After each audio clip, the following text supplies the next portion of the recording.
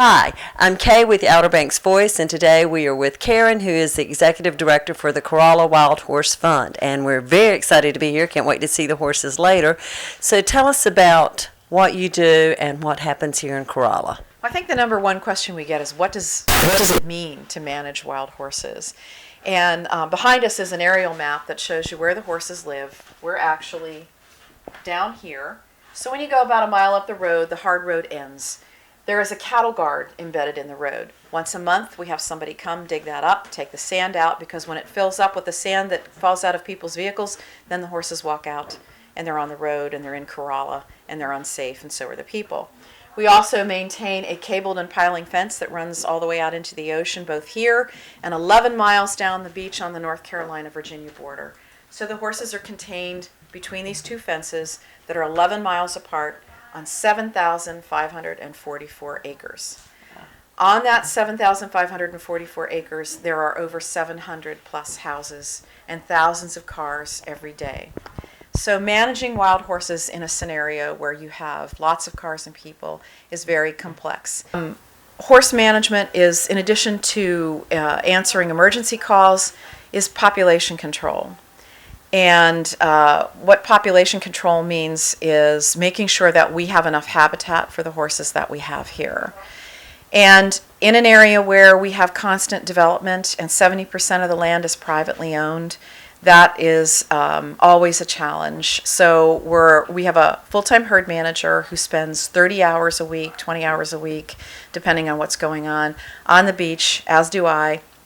And we're constantly monitoring what's available for the horses to eat and what is their body condition. Horses are rated on a body condition of 1 to 9, 1 meaning near death, and 9 is obese. When I came 9 years ago, the body condition of most of our mares was, as we went into winter, somewhere between 3.5 and 4, which is certainly not good. Optimal is around 5 to 6. Since we started a darted contraception program to control population, our mares go into winter in a body condition of 5 to 6. And in the spring, even after the harshest winter that we've had in a long time, I guess this was the coldest winter in a century, we had maybe one mare that was a 4. And everybody else was able to maintain their body weight. And that's because they are not having a foal year after year after year from age 3 till they die. And last year, I became certified in wildlife contraception, and our herd manager will be going to the only place in the country where that happens, and that's the Science and Conservation Center at Zoo, Montana. She'll be going in September. So both of us will be certified to do contraception. What we use is called porcine zona pellucida, or PZP. It has been used on assateague ponies for 20 years. It's the most studied substance for wildlife contraception on the planet. Then I think there are many wonderful things about PZP. Number one is it's reversible. So if we don't use it more than 5 consecutive years, it's reversible. It's non-hormonal, so it doesn't interfere if the mare is already carrying a foal. And it only has to be done once a year, and it can be delivered remotely. So we don't have to catch the horses, we don't have to inject the horses. We use a number of delivery systems. We have 3 different delivery systems. They are all made in Denmark. That's the only place to get them. This is a CO2 powered rifle with a laser dot scope. And then we keep very accurate records on the darting, and we have to report every year to the Science and Conservation Center. And that's also shared with the Humane Society of the United States, who helps to provide some funding. It's $25 a dose per mare. And this year we delivered 49 doses. Okay.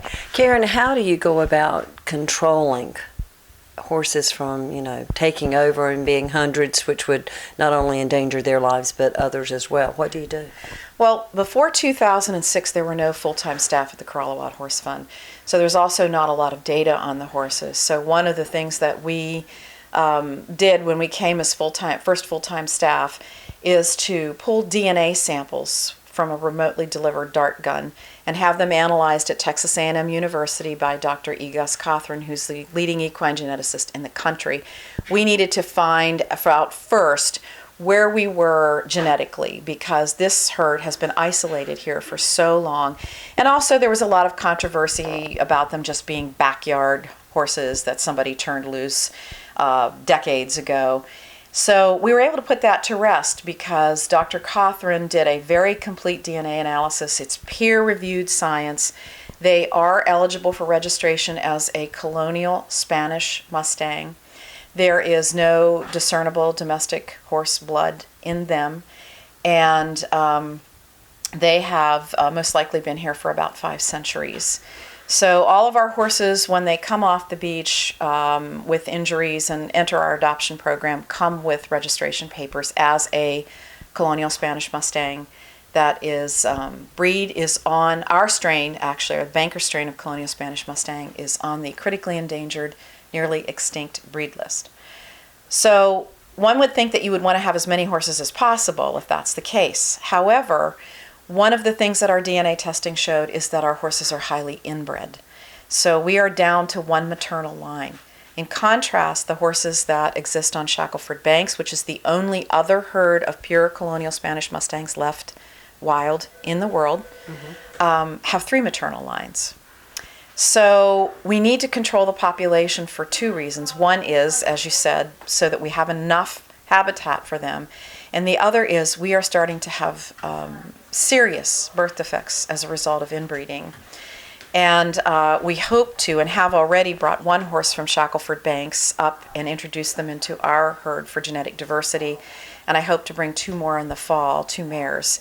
But that in itself is a controversial subject because we got a lot of blowback from United States Fish and Wildlife Service, who define our horses as non-native, feral, invasive species. So What does that mean? that means they look at them as non-native wildlife. Their mission is to protect native wildlife and plants. And they lump the wild horses in with feral hogs, Phragmites, and nutria, feral cats. So they're listed as a pest animal in their comprehensive conservation plan. So they are not, and have been not, in favor of us not only bringing horses up from Shackelford, and this has just changed lately, but up until this year have actually been trying to force us to manage the herd at a maximum herd size of 60. That is not a genetically supportable number except in a laboratory. So people who visit here, and even people who live here, need to think about the fact that they were here first. And this was their land long before it was our land. And every camera has a zoom lens on it. Even your phone has a zoom lens on it. So we certainly understand why everybody wants to see the horses, because I never get tired of seeing them. But they need to observe them in a way that's respectful to the horses and compliant with the law. We can definitely appreciate them and love them from afar and enjoy their beauty. And I take it there are tours that we can also go on to see these horses. Well, one of the things that we started doing about 2 years ago was offering trips to see the horses, because there are many commercial companies that do that. But our focus is education, and one of the things that we want to do more than anything is have the visitors who come to the Outer Banks leave with the correct information about the horses and leave connected with our mission, which is to permanently protect and conserve these horses and the land upon which they live. So that was the impetus for us to do that. So we do offer trips to see the horses, and we do that year-round. And when people come with us, they also become a member of the Corolla Wild Horse Fund. And members are voters, and voters give the horses a voice that they wouldn't have otherwise. Okay. Well, I think we're ready to go take a look at the horses and go on one of those tours ourselves. So let's head out. All right.